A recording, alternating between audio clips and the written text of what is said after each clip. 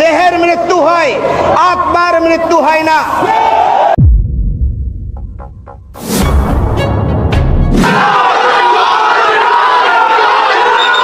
এই উগ্রবাদিতা ছড়ানোর জন্য নিষিদ্ধ করতে হবে ফ্যাসিস্ট আওয়ামী লীগ এ সকল অপকর্মকে মানুষের সামনে আসতে দেয়নি। কৃষ্ণ প্রভুকে গ্রেপ্তার করে কারাগারে রাখার আদেশ দিলে গোটা সনাতনবাসীরা এক হয়ে আন্দোলন চালু করে। এমনকি বন্ধুরা ভারত থেকে হুঁশিয়ারি দিচ্ছে বাংলাদেশকে। এমনকি জানা যাচ্ছে যে সনাতনদের নাকি অনেক টাকা পয়সা দিয়েও হেল্প করছে ভারত। তো কারাগারে কি অবস্থায় রয়েছে চিন্ময় কৃষ্ণ, এমনকি ভারত এমনকি বাংলাদেশ থেকে দুই পক্ষের হুঁশিয়ারি কি হচ্ছে, চলুন সেই ভিডিওগুলো দেখে আসি। আসসালামু আলাইকুম। থাম্বনেল দেখে যেটা চিন্তা করছেন যে পিনাকি কিভাবে অ্যাডভোকেট সাইফুল ইসলাম আলিফকে মারল, সেটা জানার আগে আপনাদেরকে একটু স্মরণ করিয়ে দেই। 2019 সালে ফেব্রুয়ারি বা মার্চ এই সময়টাতে, আমার ঠিক স্মরণ নাই, আমি একটা করেছিলাম, একটা ইসকন নিয়ে একটা পর্ব করেছিলাম।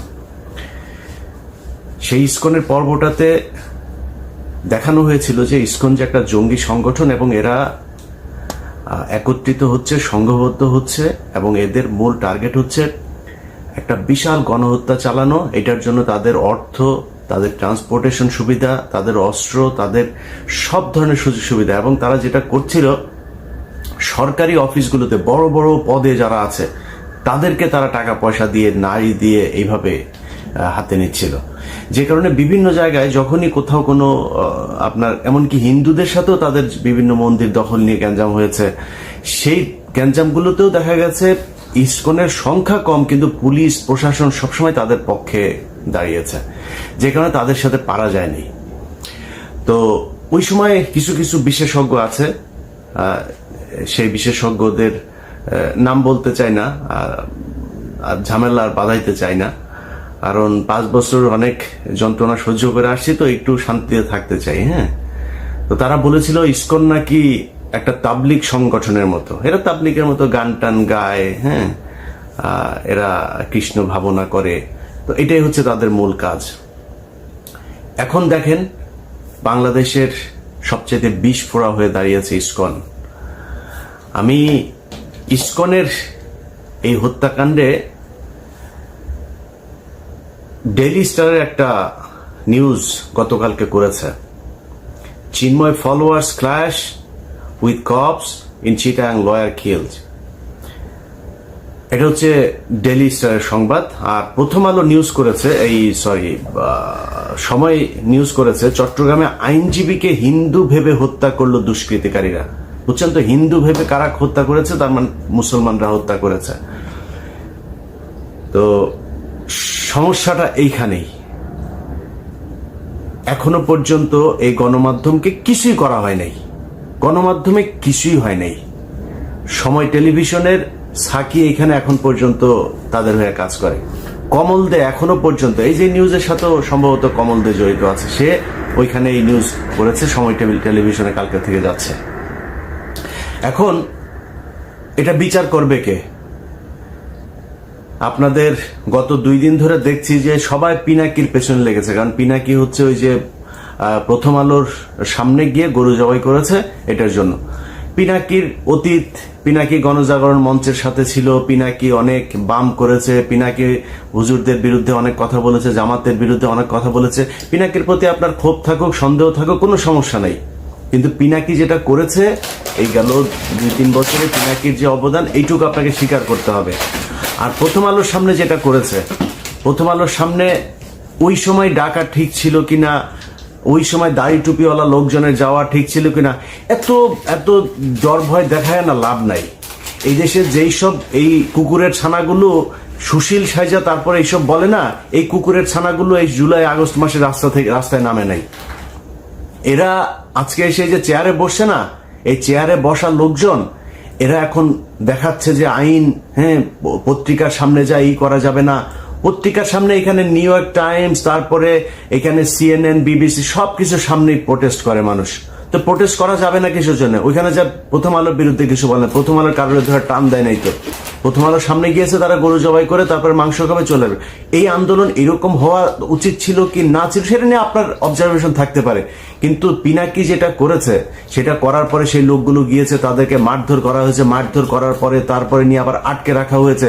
প্রথম আলোর বিরুদ্ধে কি করা হয়েছে? ওই লোকগুলির অপরাধ কি ছিল? সেখানে গরু জবাই করতে গিয়েছে, এটা অপরাধ। কিন্তু এই প্রথম আলো এই গেল 15 বছরে অন্তত 1500 মানুষকে অন্তত তারা খুন করেছে। অন্তত এখন পর্যন্ত জেলখানায় আপনার কি কোনো অনুমান আছে কত হাজার আলেম আটক আছে? যে কয়জন আলেম বের হয়েছে সেই কয়জন আলেমরা নিজেরাও এদের নামটাম বলে না। এদের ব্যাপারে আমার মনে হয় ওনাদের কোনো চিন্তা ভাবনা আছে কিনা সেটাও জানি না। আমি ইলিয়াস, আমার কথা আপনাদেরকে বলে রাখি, আমি ইলিয়াস অ্যাটর্নি জেনারেল পর্যন্ত যায় যদি একটা তদবির করি, ওনার কাছে যদি একটা উপকার চাই, উনি যদি আমাকে একটা উপকার করে, সেই উপকার দিয়ে অন্তত 20 কোটি টাকা আমি ইনকাম করতে পারি। আমি ইলিয়াস করি না। অ্যাটর্নি জেনারেলের কাছে যায় জিজ্ঞেস করেন, যতবার তাকে ফোন করেছি এই রাষ্ট্রের জন্য ফোন করেছি, এই আলেমদের ছাড়ানোর জন্য ফোন করেছি, বাবুল আক্তারের কথা বলেছে, বিডিআর এর হত্যাকাণ্ডে যারা আছে তাদের কথা বলেছে, কোনোদিন পার্সোনাল কোনো ইন্টারেস্ট নিয়ে তার কাছে যায়নি। জিজ্ঞেস করেন যায়। তো উনি আইনের ভেতরে থেকে যতটুকু সম্ভব হয়েছে, কিন্তু আলেম যারা আছেন আপনারা তো তাদের সাথে জেল খেটে এসেছেন, দেখেন নাই তাদের কি অপরাধ? আসিফ নজরুল বলে যে এই ডিজিটাল নিরাপত্তা আইন, সে আমাকে ওই দিন ফোন করে বলছে যে আপনার এখন সমস্যা কি, আপনি চলে আসেন, আপনার শুনলাম পাসপোর্ট নিয়ে সমস্যা। আরে আসিফ নজরুল, আপনি আমার পাসপোর্ট নিয়ে উনি দেখবেন। আরে আসিফ নজরুল ভাই, আপনি আমার পাসপোর্ট নিয়ে দেখবেন, আপনি এসবি রে বলেন না, পাসপোর্ট অফিসে বলেন না, ওদের যদি বাপের ক্ষমতা থাকে আমার পাসপোর্ট আটকায় রাখতো, ওদের বললেন ক্ষমতা থাকে, উনি আমাকে এই হেল্প করতে চায়।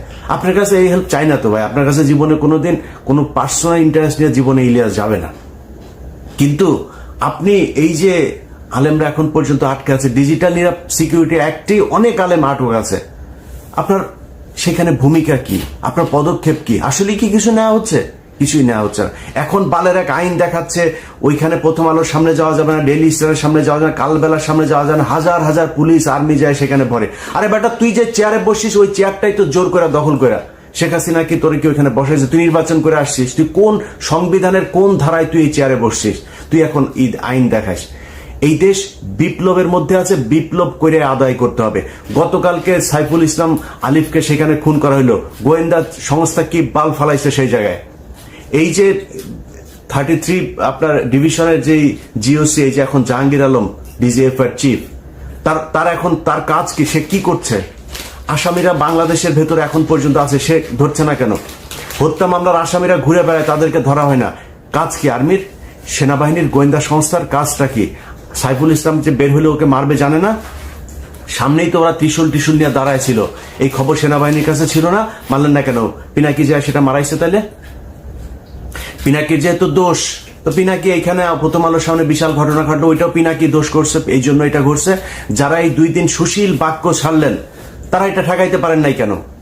যেই দিনের ঘটনা, যেদিন ঘটনা এই পিনাকির ওই ঘটনার পরে 5 জনকে ধরে নিয়ে গেল তেজগাঁ থানায়। সারা রাত তাদের বলা হলো সকালে ছেড়ে দিবে, সকালে বলছে যে তাদেরকে করে দিবে। আমি ওইখানে 3.5 ঘন্টা লাইনে ছিলাম। আমি বলেছিলাম যে তাদেরকে যতক্ষণ না ছাড়াবো, এটার জন্য যত খারাপ পরিস্থিতি তৈরি করা প্রয়োজন হয় সেটা করা হবে। তাহলে যদি নাকি না ছাড়তো তাহলে সেটা হইতো। তো ছাড়তে দেরি করলেন কেন? 3.5 ঘন্টা কেন আমার বসায় রাখলেন? 3.5 ঘন্টা পরে যায়, তারপরে ডিসি এসে সেটাকে সেই 5 জনকে ছাড়লেন। তার আগেই তো ছাড়তে পারতেন। এবং আপনারা চিন্তা করেন যে দেশের অবস্থা এই হয়ে যাবে, সেই হয়ে যাবে, তৃতীয় পক্ষ এখানে সুবিধা নেবে। তো তৃতীয় পক্ষ সুবিধা নিবে, ওই দিনই তো 3টা কলেজের মধ্যে মারামারি। সে কলেজের ওগুলি গোয়েন্দা সংস্থা ঠেকাইতে পারে নাই কেন? সেগুলো ঠেকানো উচিত ছিল না? ইসকন এখনো পর্যন্ত যেগুলো করে, ইসকনের লোকজনদের ধরেন না কেন? এই যখন আমি ভিডিও বানাচ্ছি বাংলাদেশ সময় গভীর রাত, এই সময় পর্যন্ত শুনলাম যে তারা বিভিন্ন পাহাড় বিভিন্ন জায়গায় ইসকনের লোকজন জড়ো হয়ে তারা সমাবেশ করছে, তারা কিভাবে মুসলমানদের উপরে হামলা করা যাবে এইসব নিয়ে ঐক্যবদ্ধ হচ্ছে। তো এটা তো গোয়েন্দা সংস্থার কাজ, কিছু করছেন কি আপনারা? এখন প্রথম আলো, ডেইলি স্টার আর হচ্ছে গিয়া এইটা হচ্ছে বাংলাদেশের সবচাইতে সেন্সিটিভ জায়গা। এই যে ডেইলি স্টারের যে সংবাদ যে পুলিশ আর আইনজীবীদের এই ইয়েদের ইসকনের নামও নেন, একটা জায়গায় ইসকনের নাম নেয়, ওই যে চিন্ময়ের নাম নিচ্ছে, চিন্ময়ের ফলোয়ার্সদের মধ্যে পুলিশের একটা সংঘর্ষ, সেইখান থেকে একটা এই ইয়ে নিয়ে হাসপাতালে ভর্তি করেছে। হাসপাতালে ভর্তি করার পরে তারপরে ডাক্তার তাকে কর্তব্যরত ফিজিশিয়ান তাকে আপনার প্রোনাউন্স করছে যে হি ইজ ডেড। এখন এর বাইরে কোনো তথ্য তারা জানে না, তারা এইভাবে একটা মিস ইনফরমেশন মানুষের মধ্যে ছড়াই দিল। এটা তাদের সূক্ষ্মভাবে এইভাবে গত 15 বছর করেছে, এখনো করবে, সামনেও করবে। এদেরকে সুযোগ দেয়া যাবে না। যে যত বালের আইন মাইন যত বালচাল শিখান, কোনো সমস্যা নেই। ডেইলি স্টার, প্রথম আলো, আপনার এলাকায় যারা কিনা এদের এই যে পত্রিকার ইটি দেয় না, এদেরকে বলতে হবে এটা আমার মত প্রকাশের স্বাধীনতা। প্রথম আলো, ডেইলি স্টার যেমন মত প্রকাশ করে না, আমার মত প্রকাশের স্বাধীনতা। যে এরা হচ্ছে গিয়ে অন্য দেশের এজেন্ট, এরা পত্রিকা না। ডেইলি স্টার, প্রথম আলো এই দেশের দুষ্কৃতিকারী, তারা দেশদ্রোহী, তারা পত্রিকা না, পত্রিকা সাংবাদিক না। এদের পত্রিকা সাংবাদিক টেলিভিশন। আপনি যিনি দিনাজপুরে বসে আছেন চট্টগ্রামের ঘটনার জন্য আপনার খারাপ লাগছে না? যিনি চুয়াডাঙ্গায় আছেন খারাপ লাগে না? জামালপুর আছেন খারাপ লাগে না? কুমিল্লায় আছেন খারাপ লাগে না? ব্রাহ্মণবাড়ি আছে খারাপ লাগে না? আপনি ওইটার জবাব নিতে চান, ওইটার প্রতিশোধ নিতে চান, আপনার এলাকায় বসে আপনি প্রতিশোধ নেবেন। প্রথম আলো, ডেইলি স্টার, কালবেলা, এরা কোনো পত্রিকা না। এরা এই দেশের দুষ্কৃতিকারী, বিপ্লব চলছে, বিপ্লবের মাধ্যমে সেটাকে মোকাবেলা করতে হবে। আইনগতভাবে যদি মোকাবেলা করতো তাহলে সরকার এতদিনে করতো, কোনো কিছুই করে নাই। এবং প্রথম আলো, ডেইলি স্টার, তার লোকজন সব ইউনূস সরকারের পিছনে আশপাশে বসা রাখছে। ডক্টর মোহাম্মদ ইউনূস তো কাউকে চেনেও না ঠিক মতো। তো উনি মনে করছেন ভালো মানুষ, উনি মনে করছেন ও এই দক্ষ মানুষ, পড়াশোনা করেছে, ভালো বোধহয় ইয়ে করবে। কিন্তু এই যে পড়াশোনার পাশাপাশি যে সে যে প্রথম আলোতে কোচিং করেছে, এই দিল্লিতে গিয়ে কোচিং করেছে, সেটা তার ডক্টর মোহাম্মদ ইউনূস জানে না।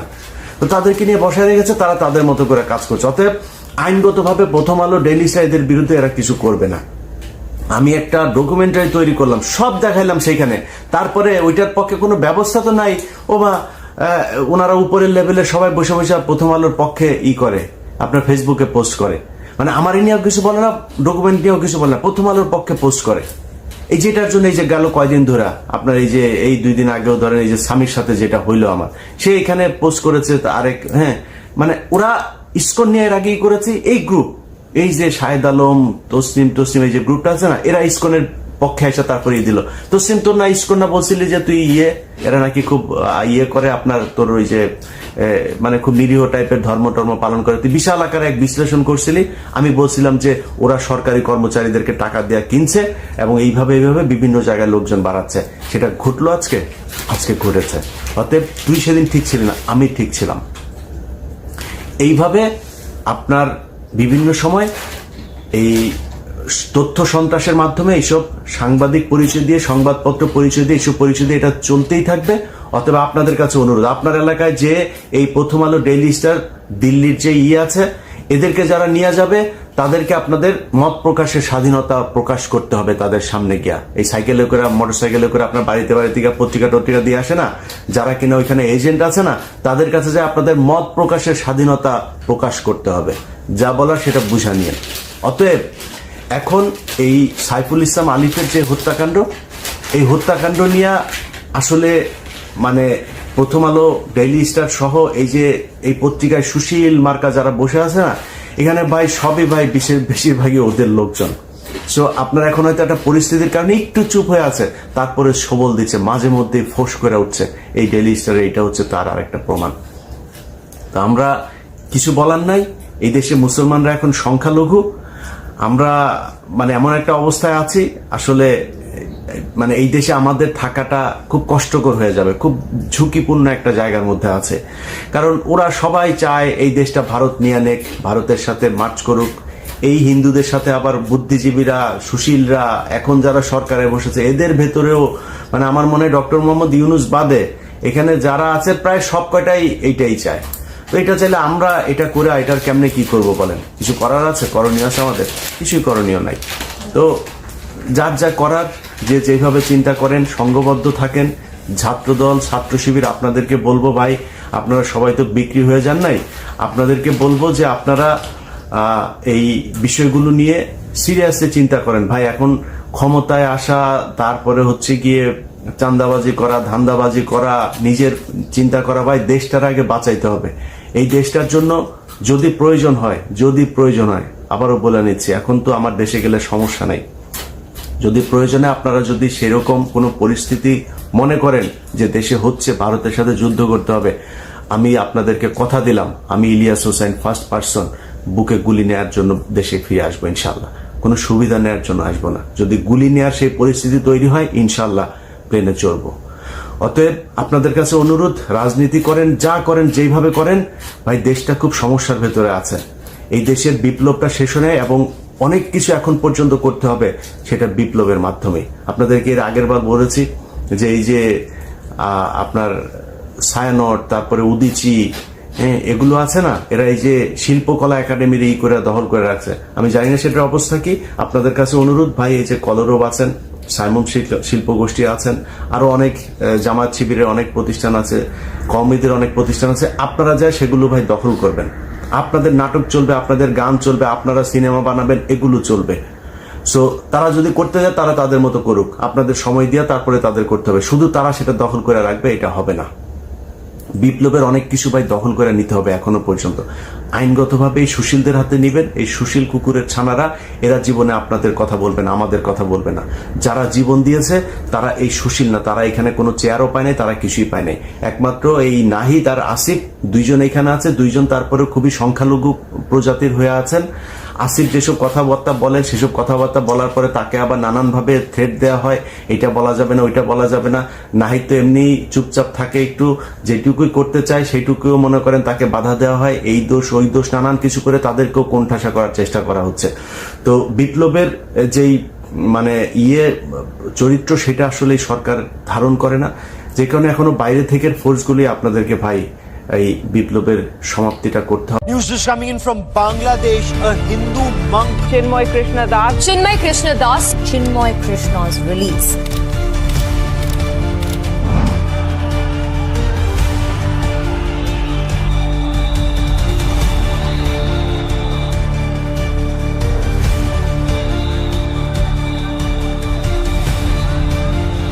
আমরা হিন্দু, এই হবে আমার পরিচয়।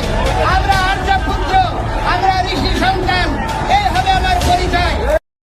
জয় হিন্দ, জয় ভারত। ডিয়ার ভিউয়ার্স, আপনারা জানেন যে বাংলাদেশের সনাতন জাগরণ মঞ্চের চিন্ময় কৃষ্ণ দাস প্রভু গ্রেফতার হয়েছেন। আর গ্রেফতারের খবরটা সামনে আসতেই সারা বাংলাদেশ জুড়ে সনাতনীদের মধ্যে প্রতিবাদের আগুন জ্বলে উঠেছে। ভারতের সংবাদ মাধ্যমও এর তীব্র প্রতিবাদ করেছে, এমনকি ওয়ার্ল্ড মিডিয়া পর্যন্ত এই খবরটাকে কভার পর্যন্ত করতে শুরু করেছে। দশকের পর দশক ধরে বাংলাদেশের হিন্দুদের ওপরে বর্বর নির্যাতন আর নিপীড়নের কারণে সারা পৃথিবীর সমস্ত সনাতনী হিন্দুরা এমনিতেই বারুদের স্তূপের মতো জড়ো হয়েছিল। আর চিন্ময় কৃষ্ণ প্রভুর গ্রেফতার সেই বারুদেই যেন আগুন দিয়েছে। অতএব আমার সনাতনী ভাই এবং বোনেরা, সময় এসেছে সম্মিলিত প্রতিবাদের, ঐক্যবদ্ধ প্রতিরোধের, হাতে হাত রেখে কাঁধে কাঁধ মিলিয়ে লড়াইয়ের। একজন ভারতীয় শিক্ষক হিসাবে আমি সুজিত দেবনাথ আমার সবটুকু দিয়ে এই লড়াইয়ে, এই প্রতিবাদে, এই প্রতিরোধে আমি সাথে আছি, কথা দিচ্ছি। একজন ভারতীয় শিক্ষক হিসাবে আমি সারা পৃথিবীর সমস্ত সনাতনীদের কাছে বার্তা দিচ্ছি, বর্বরদের বিরুদ্ধে বাংলাদেশি সনাতনীদের যে লড়াই শুরু করেছে, সেই লড়াইয়ে সনাতনীদের জয় একেবারে নিশ্চিত। আমার উপরে ভরসা করুন, কারণ আমি কেবল এবং কেবলমাত্র সনাতনীদের জয়ই কেবল দেখতে পাচ্ছি। যদি কেউ মনে করেন যে একজন সন্ন্যাসীকে গ্রেপ্তার করে জেলে রাখলে সনাতনীদের আন্দোলনকে দমিয়ে দেওয়া যাবে, তাদেরকে বলে রাখি, সনাতনীদের আরাধ্য ভগবান শ্রীকৃষ্ণের জন্ম কিন্তু জেলেই হয়েছিল। অতএব সনাতনীদেরকে জেলের ভয় দেখানোর কোনো রকম চেষ্টা করবেন না। একজন সনাতনী শিক্ষক হিসাবে আমি পৃথিবীর সব দেশের সব সনাতনী ভাই এবং বোনেদের কাছে এমন 7টা কারণ ব্যাখ্যা করে বলতে চাই, যে 7টা কারণে আমি মনে করি এই লড়াইয়ে সনাতনীদের জয় নিশ্চিত, বিজয় নিশ্চিত। বাংলাদেশের সনাতনীরা যে জিতবে তার প্রথম কারণ কি জানেন? প্রথম কারণ, এই লড়াইয়ের নেতৃত্ব করছেন একজন সন্ন্যাসী। আর আমাদের সন্ন্যাসীরা কোনো সাধারণ মানুষ নন। আমাদের সন্ন্যাসীরা নিজের এই শরীরকে পরলৌকিক ক্রিয়া সম্পন্ন করার পরই কিন্তু সন্ন্যাস নেন। অতএব চিন্ময় কৃষ্ণ প্রভুদের মৃত্যুর ভয় দেখাবেন না। বাকি পৃথিবী জেনে রাখুন, সনাতন ধর্মে একজন ধার্মিক মানুষ যখন সন্ন্যাস নেন, তখন তাকে নিজের পরিবার পরিজনকে ছেড়ে আসতে হয়। নিজের চাকরি, ব্যবসা, বড় পদ, সমস্ত ধন সম্পদ সম্পদকে ছেড়ে আসতে হয়, এমনকি পিতৃ প্রদত্ত নাম পর্যন্ত ত্যাগ করতে হয়, এমনকি নিজের এই শরীরের পরলৌকিক ক্রিয়া করে নতুন নাম নিয়ে নতুন জীবনকে ধর্ম রক্ষার জন্য উৎসর্গ করতে হয়। অতএব সারা পৃথিবীর বর্বরগুলো জেনে রাখুক, একজন সন্ন্যাসী যিনি নিজের পরলৌকিক ক্রিয়া করে ধর্ম রক্ষায় নিজের জীবনকে উৎসর্গ করেছেন, তাকে মৃত্যু ভয় দেখিয়ে কোনো লাভ নেই। অতএব আমার সনাতনী ভাই এবং বোনেরা, ধর্ম রক্ষার এই লড়াইয়ে সনাতনীরা সব ভয়কে জয় করে জিতবে, কারণ একজন সন্ন্যাসী আমাদেরকে নেতৃত্ব করছেন। এই জয় আমাদের জন্য নিশ্চিত, এই জয় আমাদের জন্য ঈশ্বর প্রদত্ত। আর 2, মনে রাখবেন, একজন সনাতনী সন্ন্যাসী দিনে দুবেলা দুমুঠো ভাত আর বছরে 2টো গেরুয়া পেলেই কিন্তু জীবন চালিয়ে নিতে পারবেন। আমাদের সন্ন্যাসীরা 4টে স্ত্রী আর 16টা বাচ্চার ভরণ পোষণের দায়িত্ব মাথায় নিয়ে কিন্তু আন্দোলনে আসেনি। মনে রাখবেন, সনাতনী সন্ন্যাসীদের আগে পিছে কেউ নেই, আমাদের সনাতনীদের আত্মার কোনো মৃত্যু নেই। অতএব হে সনাতনী ভাই এবং বোনেরা আমার, বিশ্বাস করুন, যখন একজন সর্বত্যাগী সন্ন্যাসী আমাদেরকে নেতৃত্ব করছেন, তখন সন্ন্যাসীদের জয় আটকায় এটা কার সাধ্য? এ লড়াইয়ে আমরা জিতবো, এ লড়াই আমাদের জন্য পরমেশ্বর শিব নির্দিষ্ট করে দিয়েছেন। শুধু তাই নয়, সনাতনীদের জয়ের 3য় কারণ এবং সবচেয়ে বড় কারণ কি জানেন? সবচেয়ে বড় কারণ হলো সনাতনীরা পৃথিবীর সবচেয়ে ঐক্যবদ্ধ এবং সবচেয়ে ডিসিপ্লিন একটা জাতি। যে কোনো টার্গেট দিয়ে কোনো আন্দোলনে 5 লক্ষ সনাতনীকে পাঠানো হোক, আমি নিশ্চিত এরা একজোটে জয় শ্রীরাম ধ্বনি দিয়ে যাবে, ডিসিপ্লিনভাবে যাবে এবং ওই কাজটা সম্পন্ন করে আবার ডিসিপ্লিনভাবে ফিরে আসবে। আন্দোলনরত সনাতনীরা কোথাও আগুন দেবে না, কোথাও লুট করবে না, মাথায় লুটের জিনিসপত্র বহন করেও নিয়ে আসবে না। একজন সনাতনী শিক্ষক হিসাবে আমি নিজে তার গ্যারান্টি দিচ্ছি। কিন্তু অন্য কোনো ধর্মের বর্বর দলকে কোনো একটা টার্গেট করে আন্দোলনের জন্য পাঠান, দেখবেন কাজটাই শুধু হবে না, লুটপাট হবে, অগ্নিসংযোগ হবে, আর দিনের শেষে মাথায় করে লুটের মাল আর জঙ্গি তকমা নিয়ে বাড়ি ফিরে আসবে। একবার ভাবুন, সনাতনীদের মতো ঐক্যবদ্ধ ডিসিপ্লিন জাতির জয় হবে না তো কাদের জয় হবে? জয় আমাদেরই হবে, কারণ ধর্ম আমাদের পক্ষেই রয়েছে। আর বাংলাদেশের সনাতনীদের জয়ের 4র্থ কারণ কি জানেন? সেটা হলো সনাতনীদের পক্ষে আছে $1 বিলিয়ন ফান্ড। এই মুহূর্তে বাংলাদেশের সনাতনীদের সাপোর্ট দেওয়ার জন্য সারা পৃথিবীর সমস্ত সনাতনী ভাই এবং বোনেরা মুখিয়ে আছেন। আর কোথা থেকে ফান্ডিং আসছে সে কথাগুলো না হয় প্রকাশ্যে বললামই না। শুধু মনে রাখবেন, টাকার কিন্তু কোনো অভাব নেই, রসদের কোনো অভাব নেই, শুধু আমাদেরকে লড়তে হবে, লড়ে জয় ছিনিয়ে আনতে হবে। মনে রাখবেন, আমাদের বিরুদ্ধে যারা, ওদের পেটে ভাত নেই, ওদের পকেটে টাকা নেই, ওদের পরনে কাপড় নেই। অতএব আমাদের মতো বড় শক্তির বিরুদ্ধে লড়াই করার কোনো সামর্থ্যও তাদের নেই। তাই আমরা যারা সনাতনী ভাই এবং বোনেরা, তারা মাথাকে ঠান্ডা রাখবো, মনে মনে বিশ্বাস রাখবো, কারণ ধর্মের বল, কর্মের বল, অর্থের বল এই সনাতনীদের পক্ষেই কিন্তু এখন রয়েছে। আর বাংলাদেশের সনাতনীদের জয়ের 5ম কারণ কি জানেন? 5ম কারণটা আরো গুরুত্বপূর্ণ। এই মুহূর্তে সনাতনীদের অস্তিত্ব সারা পৃথিবী জুড়ে অত্যন্ত শক্তিশালী, অত্যন্ত সবল। সনাতনীদের বিরুদ্ধ পক্ষ এমনিতেই সারা পৃথিবী জুড়ে বদনাম হয়ে রয়েছে। একজন সনাতনীর গায়ে হাত পড়ুক, আমরা তৈরি হয়ে যাচ্ছি সারা পৃথিবীর কাছে বর্বরগুলোকে জঙ্গি প্রমাণ করে দেওয়ার জন্য। বর্বরগুলো যদি একটু বাড়াবাড়ি করে, তাহলে জেনে রাখবেন, একজন সনাতনী ভাইয়ের মোবাইল ক্যামেরা 24 ঘন্টা ধরে রেকর্ড করতে থাকবে। আর আমার মতো হাজার হাজার সোশ্যাল মিডিয়া ইনফ্লুয়েন্সাররা দিন রাত গলা ফাটাবে। কোটি কোটি সনাতনী সেই পোস্টগুলোকে সোশ্যাল মিডিয়ায় প্রতি মুহূর্তে শেয়ার করবে। সারা পৃথিবীর সবকটা দেশের বাংলাদেশি দূতাবাসের সামনে আমাদের সন্ন্যাসী, আমাদের প্রভুরা খোল করতাল নিয়ে অবরোধ করবে। আমেরিকার রাষ্ট্রপতি ট্রাম্প টুইট করবে, আই রিপিট, আমেরিকার রাষ্ট্রপতি ডোনাল্ড ট্রাম্প টুইট করে সনাতনীদেরকেই পূর্ণ সমর্থন করবে। এটা আমার দৃঢ় বিশ্বাস। পৃথিবীর নানা দেশের পার্লামেন্টে আওয়াজ উঠবে। আর সারা পৃথিবীর জনমত গঠন করবার জন্য আমার মতো শত শত সুজিত দেবনাথ তো আছেই আছে। নিরপেক্ষ থাকার কোনো প্রশ্ন নেই। আজ থেকে আমিও আমার পক্ষ ঘোষণা করছি, আমি সুজিত দেবনাথ সনাতনীদের পক্ষে। অতএব আমার সনাতনী ভাই এবং বোনেরা, ভরসা রাখুন, সারা পৃথিবীর সমস্ত সনাতনীরা আপনাদের পাশেই রয়েছে। বাংলাদেশের সনাতনীদের জয়ের 6ষ্ঠ কারণটাই হলো আসল কারণ। আজ যেভাবে বাংলাদেশের 3 কোটি হিন্দু জেগে উঠেছে, সমস্ত ভয় উপেক্ষা করে মিছিলে পা মেলাচ্ছে, সমাবেশে স্লোগান দিচ্ছে, হাতে হাত রেখে কাঁধে কাঁধ মিলিয়ে লড়ছে, এটা কিন্তু ইতিহাসে আগে কখনো ঘটেনি। একটা জাতির যখন দেয়ালে পিঠ থেকে যায়, যখন তার সামনে এগোনো ছাড়া আর কোনো উপায় থাকে না, তখন জয়ী হওয়াটাই তাদের কাছে একমাত্র বিকল্প। অতএব জয় আমাদের একেবারে নিশ্চিত, জয় আমাদের পরমেশ্বর দ্বারা নির্দিষ্ট। বাংলাদেশের শরণার্থীদের জয়ের সপ্তম এবং শেষ কারণটাই হচ্ছে সবচেয়ে বড় কারণ। আর এটা কি জানেন? এটা হচ্ছে এই মুহূর্তে দিল্লির গদিতে বসে আছেন স্বয়ং নরেন্দ্র মোদি। কোনো কথা বলছেন না, চুপচাপ রয়েছেন। যারা জানেন তারা জানেন যে কথা বলা মোদির চেয়ে চুপচাপ হয়ে থাকা মোদি অনেক বেশি ভয়ঙ্কর। আমাদের দেশে একটা কথা চালু আছে যে মোদি হ্যাঁ তো মুমকিন হ্যাঁ, মাথার উপরে মোদি থাকলে সব সম্ভব। বেশি কিছু বলতে চায় না। তাদের বুঝিয়ে সুঝিয়ে সরিয়ে দেওয়া যেত বা তারা খানিকক্ষণ অবরোধ করে হয়তো চলেও যেতেন। তাদের উপরে জামাত শিবির, বিজিবি এবং আমাদের বাংলাদেশের সেনাবাহিনী, পুলিশ যৌথভাবে যে আক্রমণ করেছেন, এই আক্রমণ সমর্থনযোগ্য নয় এবং অনেক হতাহত হয়েছে আমরা যা খবর পাচ্ছি। এবং সেখানে হিন্দুদের উপরে যে অত্যাচারটা এই মুহূর্তে করা হয়েছে, তারপরে জামাত শিবিরের পক্ষ থেকে আমাদের চট্টগ্রামে ফিরিঙ্গি বাজারে মন্দির ভাঙা হচ্ছে। এটা একদম কারেন্ট ছবি। দেখুন, সেকুলার পার্টি পশ্চিমবঙ্গে যারা আছেন তথাকথিত, তৃণমূল কংগ্রেস মুখ বন্ধ,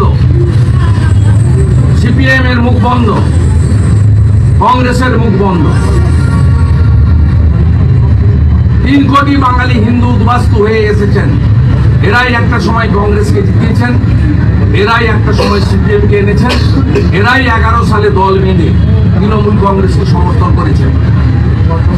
তথাকথিত সেকুলার 3টে পার্টির ভূমিকা দেখুন, যে অবস্থা দেখুন। এই মুহূর্তের ছবি আমি আপনাদের দেখালাম।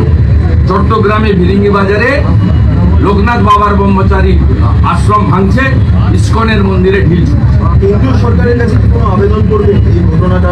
শুনুন, আপনাদের বলি, বাংলাদেশ থেকে আমি 100 পেয়েছি যে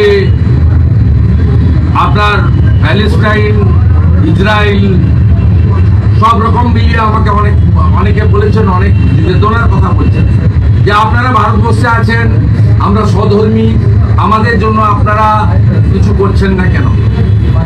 আমি আপনাকে বলি, গতকাল আমি টুইট এক্স হ্যান্ডেলে দেওয়ার পরে আমি মিনিস্ট্রি অফ এক্সটার্নাল অ্যাফেয়ার্সকে ট্যাগ করেছিলাম। ভারত সরকারের পক্ষ থেকে কড়া নিন্দা করে আজকে জানানো হয়েছে প্রত্যেকটা জিনিসে নিজস্ব পলিসি রয়েছে। ভারতবর্ষ সেই চুক্তিগুলো মেনে চলে এবং আমাদের পররাষ্ট্র নীতি রয়েছে। কিন্তু আমি যে স্টেটমেন্ট করলাম, এটা সর্বভারতীয় বিজেপির অনুমোদিত স্টেটমেন্ট, বাংলাতে আমাকে করতে নির্দেশ দেওয়া হয়েছে। তাতে পরিষ্কার বলা হয়েছে কেন্দ্রীয় সরকার, ভারত সরকার শুড অ্যাক্ট। আমি বিজেপির কর্মী বা বিধায়ক হিসেবে বলবো না, আমি একজন সনাতনী হিসেবে বলবো, ভারত সরকার নিশ্চিতভাবে কাজ শুরু করেছেন এবং চরম পরিণতির জন্য ডক্টর ইউনূসের সরকার প্রস্তুত থাকুন। চরম পরিণতি আপনারা দেখতে পাবেন, চরম পরিণতি। Enough is enough. আগামীকাল বিকেল 3টায় ভারতীয় জনতা পার্টির বিধায়করা বাংলাদেশ ডেপুটি হাই কমিশনের দিকে এগোবে। বাধা পেলে রাস্তায় বসে বিক্ষোভ হবে। আমি আপনাদের মাধ্যমে গোটা রাজ্যের হিন্দুদের বলবো, ধ্বজ নিয়ে, শাক নিয়ে সর্বত্র মিছিল মিটিং করুন। সাধারণ মানুষের অসুবিধা না করে, অবরোধ না করে আপনারা ব্যাপক প্রতিবাদ করুন। মশাল মিছিল, মোমবাতি মিছিল, প্রদীপ মিছিল সর্বত্র করুন। হিন্দু রাস্তায় নামুন, আমরা দেখতে চাই, আবেদন করি। কোন রাজনৈতিক দলের পতাকা নেওয়ার দরকার নেই। স্বস্তিক চিহ্নের ধ্বজ নিন, বজরংবলীর ধ্বজ নিন, আপনারা ওম চিহ্ন লেখা ধ্বজ নিয়ে নিজেদের ধর্ম রক্ষা আগে করতে হবে। ধর্ম রক্ষতে রক্ষিত নামতে হবে বাংলাদেশের হিন্দুদের পাশে। পূজ্যপাদ সরসংঘ চালক বিজয়া দশমীর দিন বলেছেন, নাগপুর থেকে গোটা পৃথিবীর হিন্দু বাংলাদেশের হিন্দুদের সাথে আছে। তাহলে কেন হিন্দুরা ঘরে বসে আছেন? আমরা বিধানসভার গেটে এমএলএরা করেছি। আমি সুন্দরবনে গেছিলাম, ফিরে এসেছি। এখানে বেহালার আমার সমস্ত হিন্দু ভাই কর্মী সমর্থকদের নিয়ে এখন আমরা প্রায় সহস্রাধিক মানুষ এখানে হেঁটে প্রতিবাদ করব। আপনারা কালকে নামুন, আমরাও ডেপুটি হাই কমিশনের দিকে যাওয়ার চেষ্টা করব। পরশুদিন হিন্দু জাগরণ মঞ্চ শিয়ালদা থেকে হাই কমিশন অভিযান ডেকেছে দুটোর সময়, হাজারে হাজারে হিন্দু নামুন, শাক শঙ্খ শিরা কংসাল নিয়ে নামুন।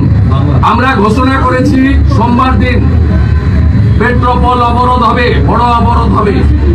সেখানে শান্তনু ঠাকুর মহোদয়ের তাকে আমরা অনুরোধ করেছি, সুব্রত ঠাকুর, অশোক দত্তনিয়া, স্বপন মজুমদার, অসীম সরকার, বঙ্কিম ঘোষ সব বিধায়করা থাকবেন, হাজার হাজার মানুষ নামবেন।